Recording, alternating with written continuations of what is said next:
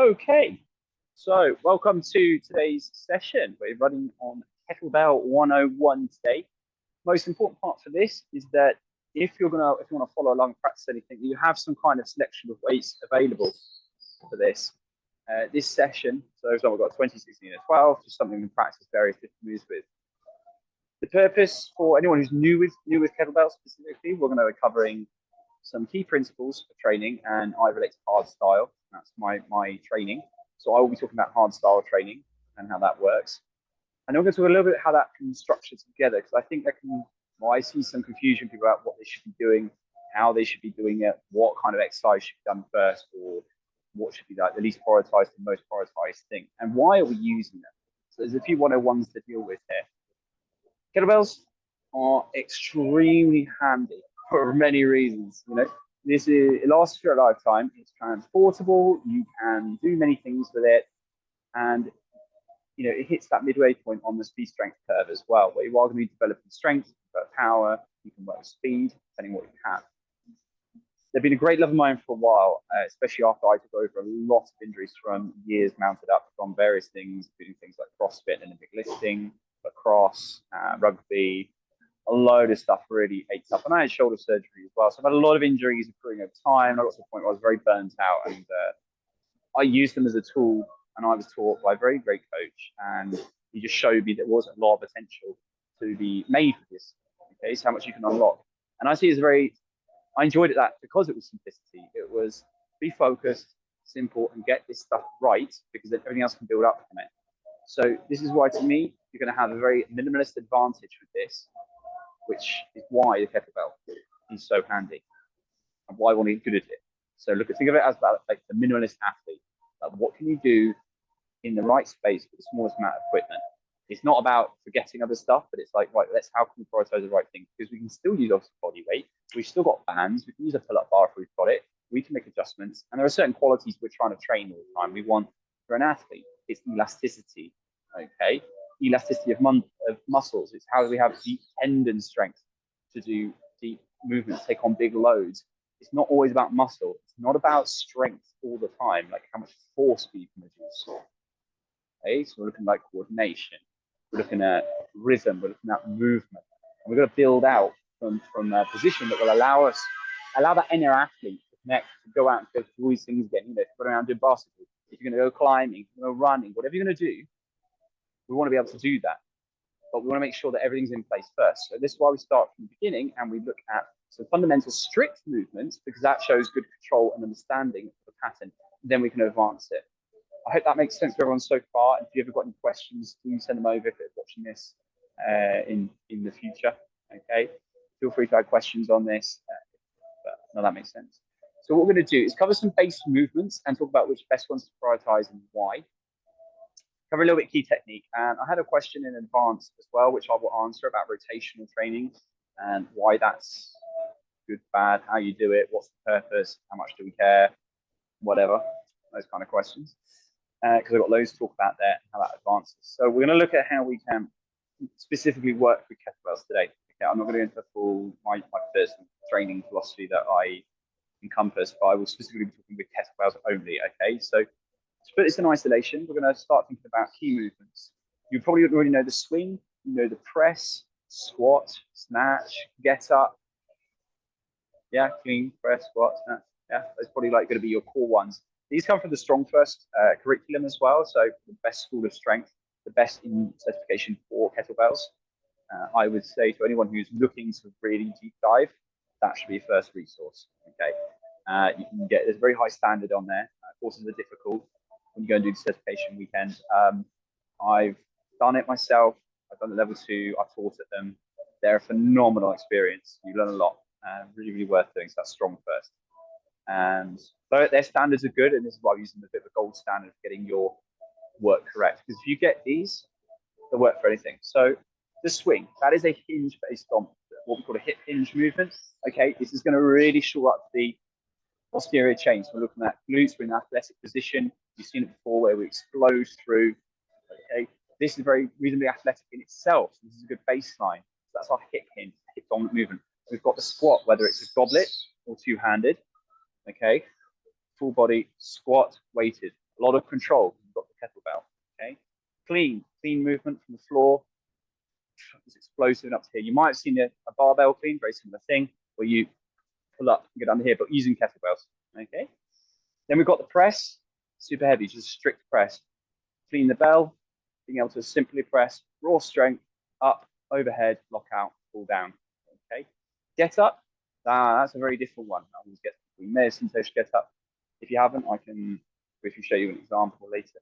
A very multi-movement exercise. The weight overhead, getting up from lying position on the floor through various stages, all up to your feet and back down again under control. Okay. So we've got quite a few things. And the snatch, apologies, last one there. So that's an overhead, that's a very explosive, or the czar of kettlebell training. Okay. Full maximum explosive hip drive, lock out at the top, pull down, off go again. Okay. So those are going to be our base ones. If we can build some good competence in these areas, then they can work their way outwards. Now, already you've got swing, snatch, very explosive, and the clean. Strict with the pressing, okay, strict with the squatting. And the get up kind of fills quite a few gaps in the middle. It's a bit like the cement around the bricks. Okay, so that covers a few points in your basic sort of arsenal of movements. So what do we want to get most out of this? Okay, so today I was going to focus mainly on the swing and the press, because these are going to be fundamental for pressing overhead, and we can blend that with something like a push-up. Okay, so you've got horizontal and a vertical press. The swing, simple enough, and we can also talk about the squat a bit. So we get a hip hinge, we get a squat. Okay, it's different types of leg movements. We've got press vertical, press horizontal. Pull exercises, we actually count a bit of a swing as a horizontal pull, because of the way the action is with your back, it's more like stability rather than a pull. But we get a little bit more with the clean, because we actually pull the weights here, so we have a bit of row-ish action. Although we can do specific rows with the bell, as you've probably seen as well. But overall, you are going to be working your back muscles a lot, and with the press, surprisingly. So let's begin. I'm going to go through the main part of the swing, press, and perhaps we'll touch on the get up today. And then I'm going to kind of swing back round to the question that I had before to go into. Okay, so it's kind of 3 movements. I'm just going to cover a couple more really important principles, cover the movements, then go back and do the question. Okay. So some really interesting principles. You might have heard the phrase hard style I mentioned before. Hard style, there are some different styles of training. You're going to see soft style, we call sport competition style. It's a bit softer in the movement. It's not so high tension. Strong, but not high tension. Okay. I can show you some differences in that. Hard style swings is much more technical and precise in terms of raw power. There's lockouts. The competition style, there's only a couple of movements really, and it's just clean and press. And they do it in a very soft way, because they're all trying to go for efficiency and saving every ounce of energy, because they do strength endurance competitions basically. Whereas hard style is very quick, fast, hold, high tension. Okay, so there's a little difference. And with kettlebell training, you're going to be expressing your strength with a weight that is hard to control. As you may notice, a little cannonball with handles. So the weight is already offset. So the center of gravity of it is different. You've got to support it differently, so you've got a strong grip. It's then going to be moving around a lot. So you need to ensure that you have control, which makes it very challenging. If you could front squat 100 kilos, guaranteed you can't front squat 250 kilo kettlebells. Guaranteed. You just won't do it. Okay? Because the difference in where the weight sits is a lot. So if you can handle these, you'll be able to handle bigger weights as well. This needs to get into the whole modality arguments about things, but it's just to make a point about the change in the positioning and what the weight will do. So let's just kind of get into fundamental swing. Swing is essentially a ballistic movement of the deadlift. Deadlift is something you've probably seen a lot. Okay, so with the hands going downwards, here I'm loading the hip, and then I'm rising up, and I'm locking out to here. Okay, that's a deadlift. It's a hip dominant movement. It's really, really quite handy. It's what we need. It's in the what we also call the hip hinge. We also call the athletic position. When you're in sports, you usually see people standing around like this, ready to receive a ball, like in rugby or whatever you might be in, like tennis, something like this. Everyone's always in an athletic position. They're not in a squat going like this. It's a very weak position to be in. So the athletic position is important to understand. We want the swing as a dynamic element of deadlift That's what we're trying to aim for. So you're going to be moving a weight like a trebuchet in a way, like it's got a lot of high tension coming through. So what do we need to know? A, we want to get a good deadlift. We need to have a good hip hinge. So what we're going to talk about here, I'll do this at 45 degrees for the camera. Okay. First of all, quickly on the deadlift, weight in the middle of the feet, middle of the body, standing tall. I can go into some other dynamics, other questions specifically about how to regress and change things if you have them. Feel free to ask. Okay, so what I'm looking for, if I point my fingers down, I'm staying tall, I'm aiming to get my hands directly on the belt. I'm going to push the hips back.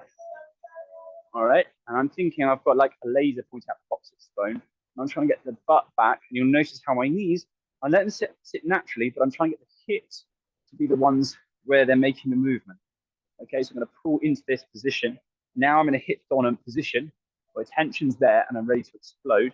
I grab my belt, my eyes are forwards, not here, because where the eyes go, the head goes, the body follows. So if you're doing this when you do lifts, that's the only place your body's thinking. So think about where you're going. You want to stand up, so look ahead. Okay, motion is forwards. Load the hips, feeling it in the glutes, push through, lock out. Okay, that's kettlebell deadlift. Okay, that's your baseline. Create a good deadlift. If you can do a good deadlift, then whatever weight you're using, regress the weight, and then you can try the swing. So now we're going to step straight into swings. Okay, I'm skipping a few steps about regressions because this is just about covering the basics of the movements. The swing setup slightly different. Okay, make a little triangle. I'm turning my feet 90-90, 90-90. So this is roughly where you want to be. I'm then going to push the fingers down and create the same deadlift. Okay, load the hips. So she feels strong through the floor. Loading the posterior chain. Imagine loading a bow with tension. We're getting ready to fire. But then I'm going to put hands on weights, tilt it towards us, 45 degrees. Okay. As I grip it, I'm not overstretched like this. I'm still in that position, eyes forwards. Okay, I've got engaged lats. Then I hike and throw the weight back between the legs and do a deadlift. Okay.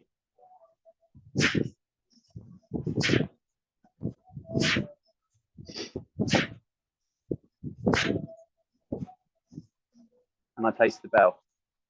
Okay, get the reps right. The setup's the first rep. Get it right and everything's easier. We're going to the low tension, fire, release, let it float. Do you notice how we wanted the bell to float? I exhale, create tension here as I rose, a bit like a standing plank in this position. My body has this tension as I breathe out, which is where this lockout comes from. That energy goes through the floor and through the arms and lets the bell just float as it comes back down, into the hips, pop the hips back. I'm loading again, go forwards, okay?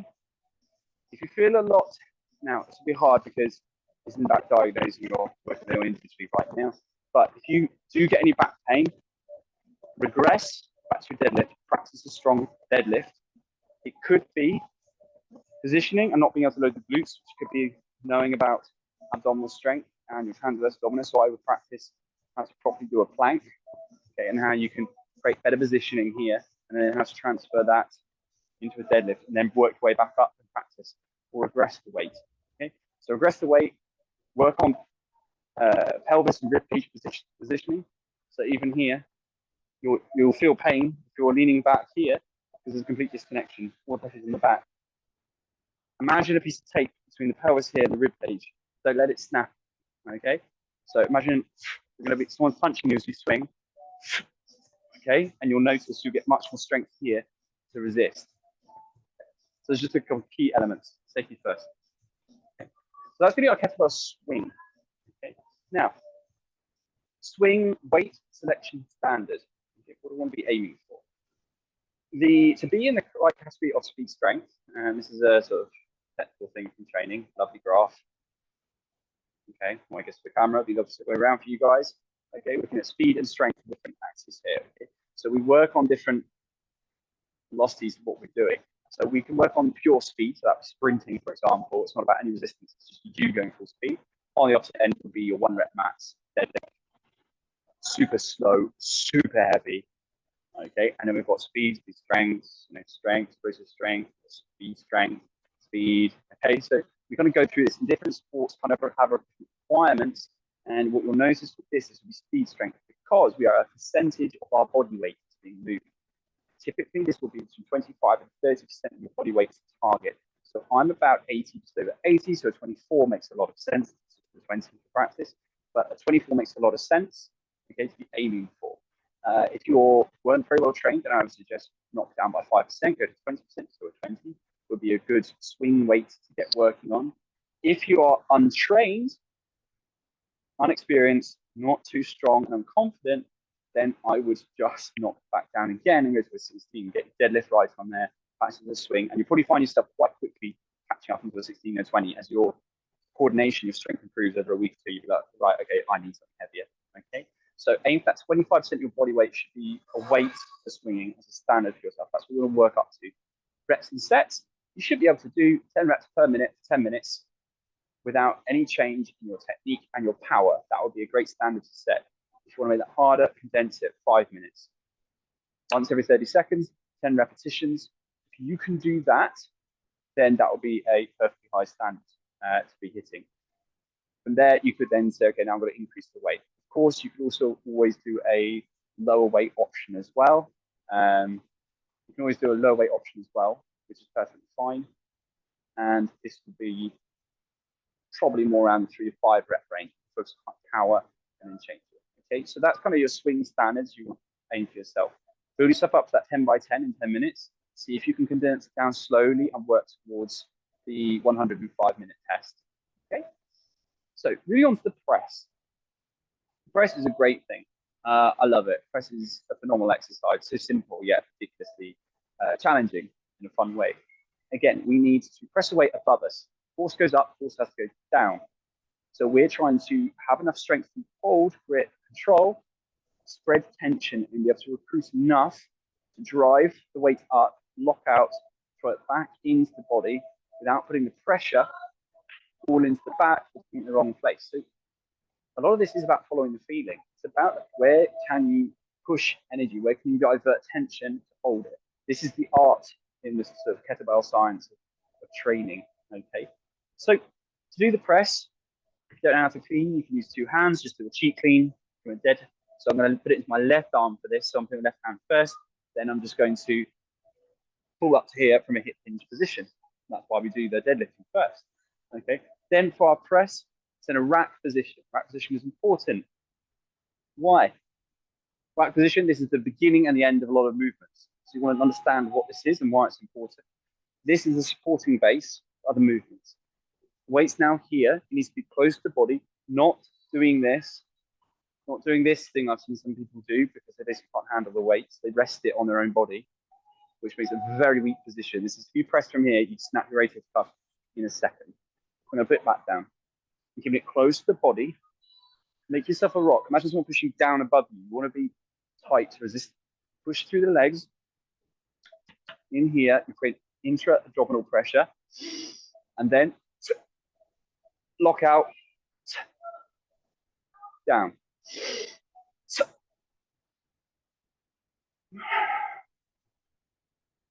Okay.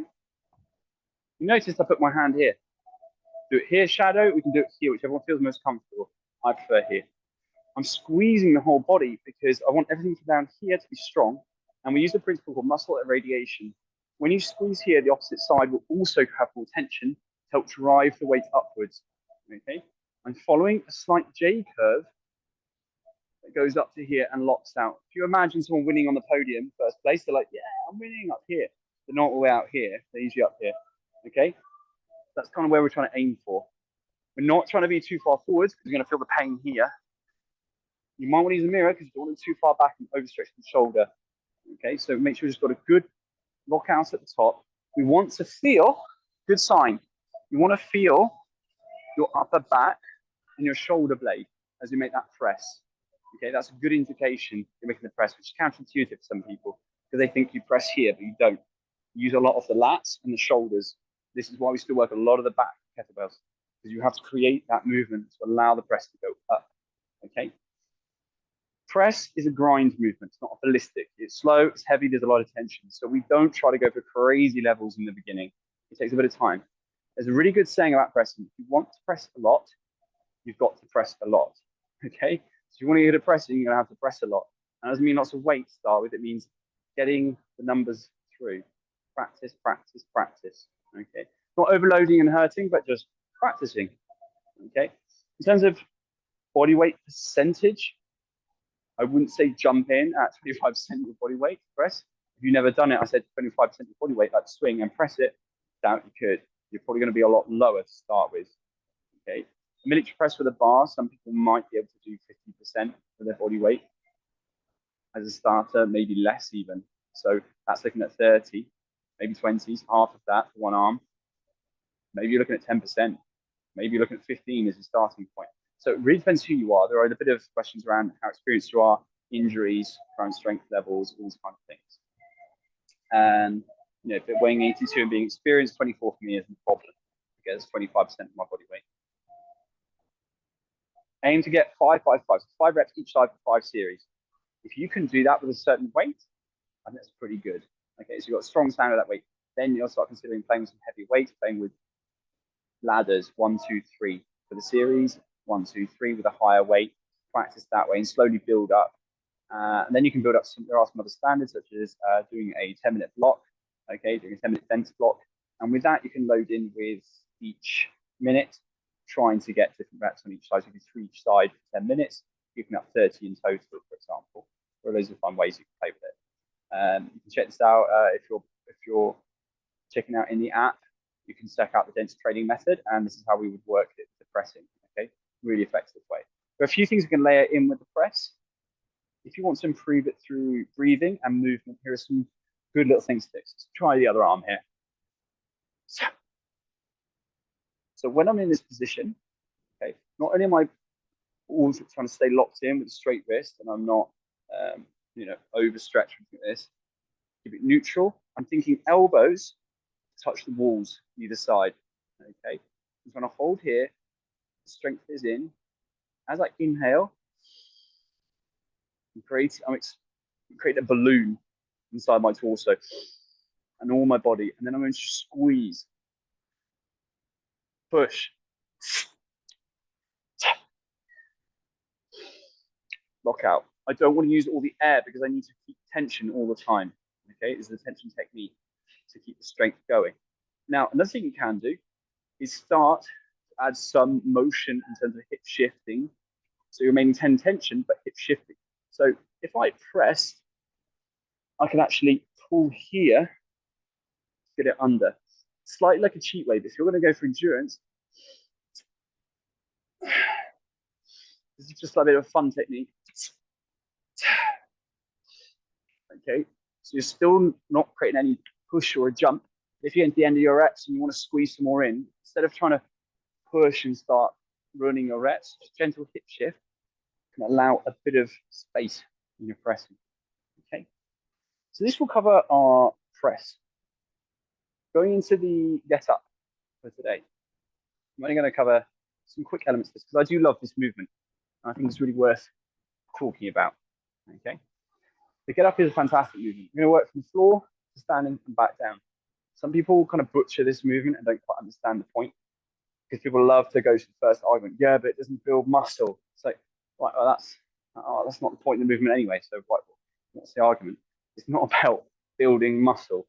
Okay, it's like the world record for this was recently done. Mike, apologies for his name off the top of my head. His coach Mike. His second name is slightly off. I can't remember how to say it.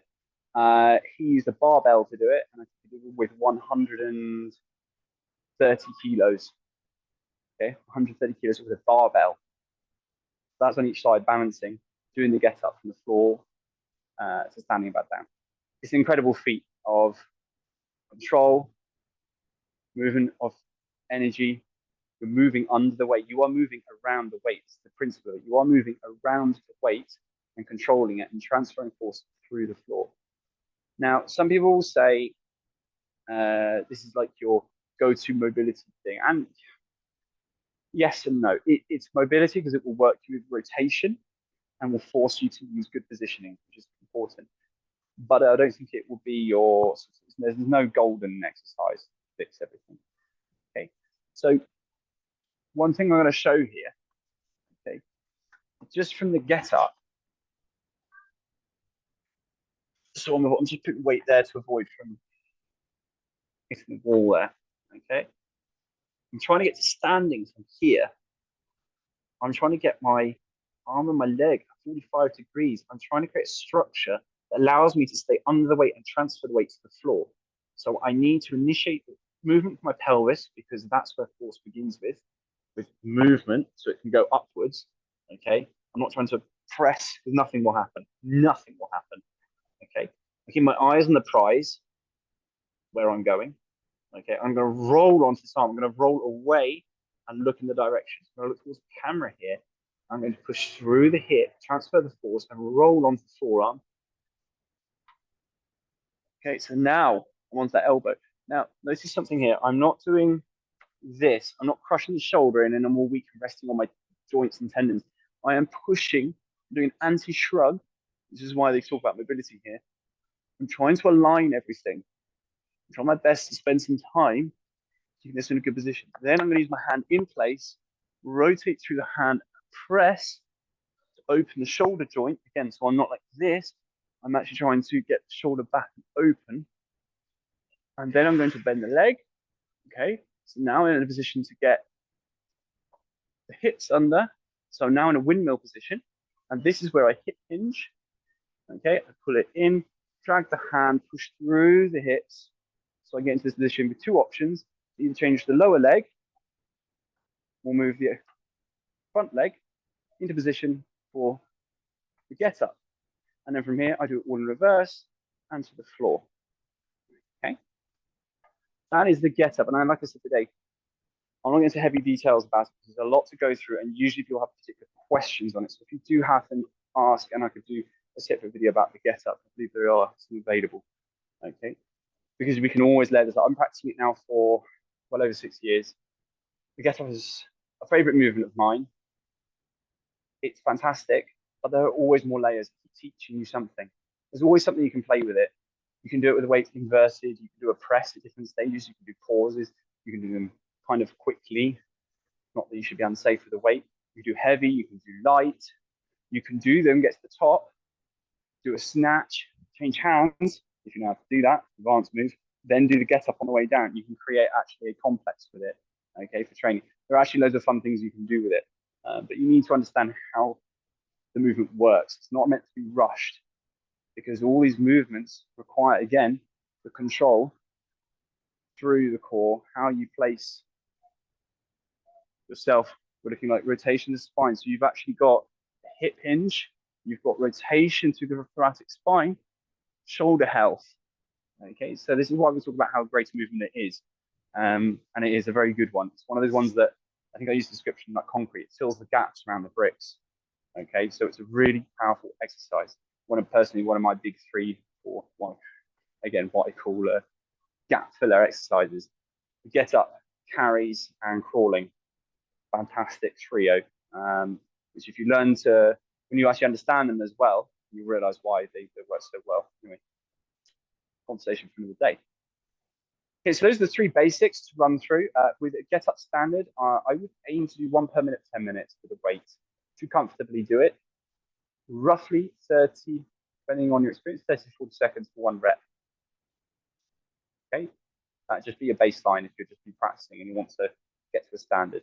After that, you could try, if you want, to do one each side in 10 minutes. I think that's perfectly doable. The most I've ever done is, yeah, I think it was 20 to 10 minutes. So 20 with 24.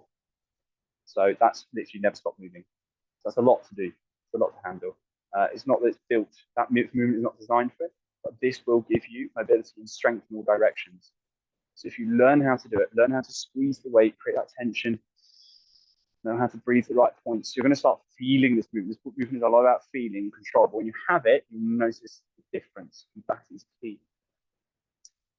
Okay, so I'm going to put that pause there. If anyone has questions about the particular movements, do comment or send a message if you'd like to know more.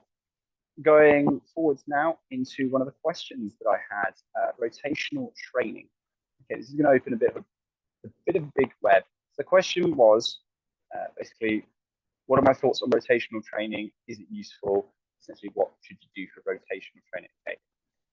To answer that, let's break it down a little bit. First of all, rotational. Let's define this slide so we understand what we're talking about here. Rotational generally is going to be understood as through the spine, because that's how we're designed to move and rotate. To be technical, everything rotates. Okay, basically, hip all the ball and socket joints to actually move. They don't just do this; they're actually rotating. Everything around it is rotating to allow this part of the arm to move and for this to go up. Everything is rotating in the joint to allow it. So good rotation usually unlocks better mobility anyway. So rotation and a good range of movement is extremely important. But rotation in terms of spine and hip, I do agree with. Relax a little bit. Maybe if you want to get curious about it from kettlebell standards, as people say, rotational training is very important. This links a bit more into my sort of personal philosophy and how I coach people. I try and learn a lot about locomotive movements, so carries, crawls. This is why I've called those exercises before. The get up, really important because they work the hips, they work gait pattern and movement. Because you need to be able to freely move with the spine when you're making movements. This comes from spinal engine theory. If you want to get technical into this, you can. I would suggest something like WEC method, or if you like it, functional patterns. It has a lot about positioning and health of positioning. I'm not going to say necessarily about strength training particularly, but in terms of patterning, yes, patterning posture. So rotational training and how you hold yourself is important. So I now integrate in my classes a lot of coil training. So how we actually coil the spine and then how we move with it to make a press. So once you can do a strict press very well, a good standard, I then start introducing coiling patterns, which is a part of rotational training, which is how do you actually coil.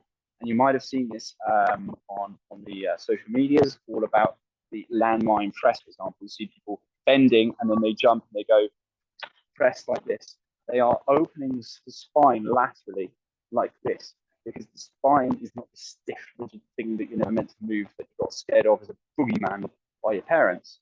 Okay, but always lift with your legs, not your back. So, well, the back should be strong. It's not going to be strong if you don't work it in different directions and know how to use it. It doesn't mean bend all the time like this, pick stuff up. But it means understanding you need to know what strength feels like. Because if you've never moved in that direction, of course it's going to be weak and very easy to overload. And the body will always take compensatory pattern its thoughts, which is deadlifting and doing everything like this, or defending the back because they don't have a hip hinge. So then the back takes all the load and there's no force transfer going through the hip. So rotational training is important. Okay? So that's just a quick, maybe a bit of a rant about rotational training and what's kind of happening in the training space for you all at the moment. So what do we do with rotation training, and at what point should we introduce it? How should we introduce it? What's a good standard to hit? So one of those things I already mentioned, the get up. Now this is a bit more about anti-rotation because you're under load. Okay, so in case you haven't noticed in that movement from the floor, you're rolling to your forearm like this, so your thoracic spine should be rotating, held in position, and then you're pushing through the hand, so it's a bit taller, and then you're going into that windmill position. I'll show you here. So now your spine's on its side, and if you grip the weight really hard, keep that sort of feel the strength in your abs as well. Squeeze both at the same time, and notice how all your sides fire up as well. Then hip hinge. Okay, you're going to notice you're getting a lot of strength and stability, anti-rotation in these movements. That's one place to start. Then you've got things like snatches, heavy presses. You're going to get, again, more strength from one side because you're doing a bit of stability work. But again, we haven't quite hit rotation. We're also hitting anti-rotation. We want to rotate. So I would suggest, A, learning how to do a coiled press. B, learning how to do crawling in terms of gait pattern and total body strength. I'm a big fan of crawling. Okay. So again, how do we create? So if you're going to use a wall, I think this one uses one here, but you might not see it very well.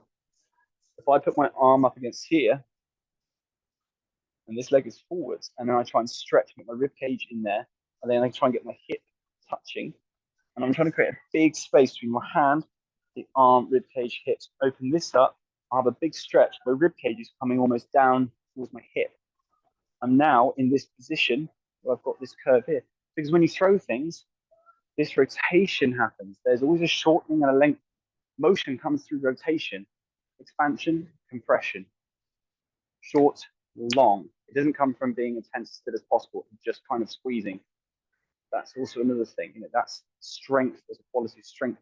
We are looking for the body being able to produce better movement that uses the right muscles. So, crawling with the coil, because crawling is going to improve gait patterning and general movement. So with the crawl, I get people to start with the baby position, hands near the knees, then you're on your toes, eyes should be forward. That's where you'd be going. So this is your standard kind of baby position for the crawl. And in this position, I try to encourage people to imagine here, if I'm going to do my steps, I'm going to put this leg back. So we show to have a hand and a knee near each other, and the other two are further away from each other. Okay. And then if I pull this hip in, and then as I go forwards, I shift the weight to the other side as I pull this leg forward, the right one. So I've created space here with a curve, and I've closed this one to my right. So I'm practicing how to move. If we imagine two blocks with a spring in the middle, try and touch the corners, I'm creating a bit of a coiling motion. It's not this weird robotic crawl that you see people do because they think you have to stay stiff. No, you're meant to move a bit. So this will teach you in an unloaded way how to start, first of all, adding that coiling motion through the spine, which will allow nicer movement. There is a video on my Instagram you can quite easily find, I believe, with how to practice this on bands, isometrics, on how to get that sensation. Okay? So that's one way. Another great one through the press that I've been doing a lot recently with clients is looking for a press through a coiled press. Okay, so from this direction, I do it from the knee. It's much easier to show. And I think the practice is quite a good one because it forces you to think about the shoulder. I'm on the contralateral side. Again, great way to start learning the press. If you want to learn the press in this position and you push from this side, because it will force you to push through the floor with the feet, get a strong, stable base to create a press. Once you can do that, from here, create a coil. So if this is your midpoint, get the elbows out like a clock face, pull the elbows, load this side. So I have tension, like I'm pulling in, contracting, abs and lats. And then as I press,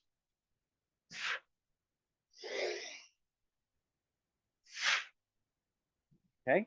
So notice how I had movement going through. I'm actually shifting, my knee goes behind the hip. So I'm using my hip. That's the drive. And I'm pushing and I'm locking.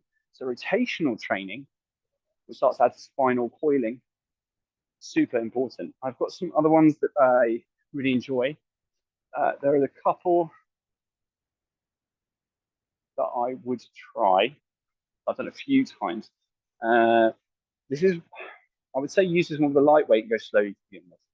Okay, this is just simply, this will be quite challenging. If you want to imagine doing a golf swing, okay, and very important, you've got to pivot. Okay, so I rest the weight, I look in this direction. So this is just complete rotation, one direction, okay, just going laterally. So here, in slow-mo, so I won't throw the weight across, I'm pivoting the feet, bring the weight across, it switches in the air and I catch it here. So if I go a bit more fast, and I'm trying to, again, you must lead with the hips. So I push through with the hips.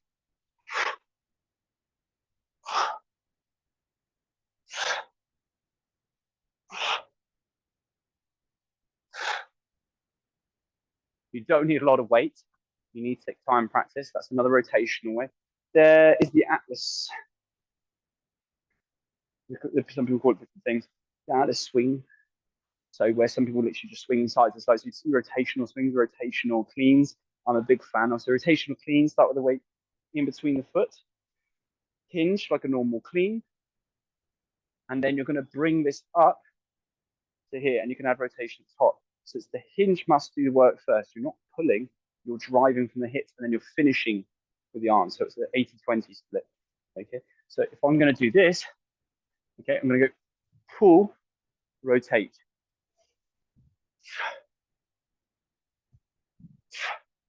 I think there is a lot of value in doing a clean rotational clean. The Atlas swing, leave. Some people do it differently. Going from the side. Some people do this, for example. You can play around with it. But if you're just trying to get strength through rotations, I think that side to side, like golf swing, is a really nice one. Learning to press with a coiled motion is quite effective. You can advance these. Some other rotational work, the bent press, that's quite a more advanced kettlebell one to do. But overall, yes, rotational training is kind of key. We've got to do it. Strength through movement. If you want something improved, you've got to work it. So if you don't train rotation, you won't get it. So quality, we're trying to train rotation through there. Okay. Some other good movements. I can't think of the top of my head right now. But things like the arm bar will more static, slow mobility. But yeah, so rotation training, very important. It's quality we should be training.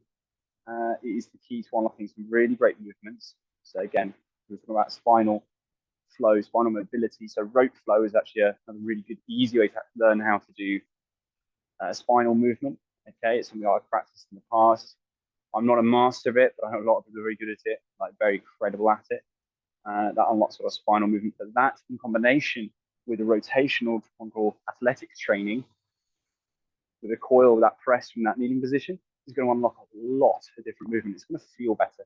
So the body's built with spirals around it, the way the muscles are patterned, and different muscle slings. So if you're not using those in the right way and you're just always staying static, doing this on a bench press or being on a machine, it's not how you're designed to move. So you're teaching yourself to do something different and you wonder why you're still in pain or you don't feel jumping and athletic because you're training this slow strength, not this elasticity, you know? That's the quality of athleticism. Strong ligaments, tendons, because you can train tendons more specifically. You can train joints, muscles. There are different ways you can modify it. So I'm going too far down the rabbit hole right now. But yes, rotation training, those important things there. And was just one of the things I just thought of. You can do a step swing. I've done in the past, which can be really, really good fun. Doing a split stance is really good, super important, because you can practice, you don't have to do it first. You can do a split leg deadlift, learning how to load it one side, probably get the glutes. Again, this is the proper way to learn how to really hinge the hips. So the number one thing, get this right and more dominant, everything's better. So if you can do that, then you can learn to do a split swing, which gets the glutes, again, good for pattern, and then you can do steps as well. So this comes under a very dynamic movement, okay? So I would have gone straight off there, otherwise, to show it. But that starts adding pace and movement to it, which is actually what's built around. Another way you could add is swings hand to hand. Big lover of hand to hand. I think it's brilliant. There's a small pause at the top where you kind of briefly rest as you switch hands. So if I was making my hand to hand swings, rather than always being like this closed with the arms for here, if you're doing single arm, we're actually loading kind of one side as well. So you're getting slightly more shifting element where force transfer is going side to side. Again, another more practical, let's call it rotational training, basically athletic training. Okay.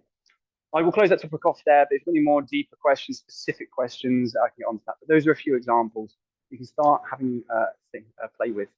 And of course, there are loads of other ways to add rotation in.